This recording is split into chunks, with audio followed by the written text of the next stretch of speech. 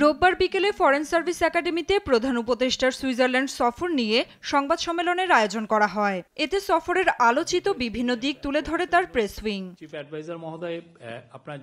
সংবাদ সম্মেলনে বিগত সরকারের আমলে দেশ থেকে $234 বিলিয়ন অর্থ পাচার হয়েছে উল্লেখ করে প্রেস সচিব বলেন, দাভোসের বৈঠকগুলোয় প্রধান উপদেষ্টার মূল উদ্দেশ্য ছিল শেখ হাসিনার আমলে পাচারকৃত অর্থ ফিরিয়ে আনা। $16 বিলিয়ন করে প্রতি বছর শেখ হাসিনার আমলে বাইরে চলে গেছে, তো সাইফোন অফ হয়েছে, সেই টাকাটা কিভাবে ফিরিয়ে আনা যায় সে বিষয়ে আলাপ হয়েছে। বাংলাদেশের ইকোনমির নিয়ে আলাপ হয়েছে, বাংলাদেশের পরিস্থিতি নিয়ে আলাপ হয়েছে এবং তারা সন্তোষ প্রকাশ করেছে। অন্তর্বর্তী সরকারকে জার্মান চ্যান্সেলর অকুণ্ঠ সমর্থন জানান শফিকুল আলম।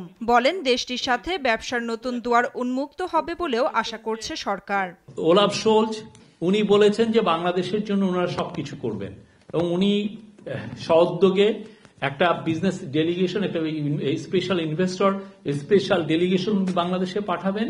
আমরা মনে করি যে এর মাধ্যমে জার্মানির সাথে আমাদের বিজনেসের নতুন দুয়ার উন্মুক্ত হবে। রোহিঙ্গা ইস্যু সমাধানে ইউএন সহ 70টির বেশি দেশ নিয়ে বাংলাদেশে একটি সম্মেলন অনুষ্ঠিত হতে যাচ্ছে বলেও জানান প্রেস সচিব। রোহিঙ্গা ইস্যু আপনি জানেন, রোহিঙ্গা ইস্যু আমি একটু আগে বলেছি যেটা আবার গ্লোবালি যথেষ্ট প্রফেসর ইউনুস চাচ্ছেন যাতে এই ইস্যুটা গ্লোবালি এটা আবার জন্য ডিসকাস হয়, গ্লোবাল ফোকাসে যাতে আসে।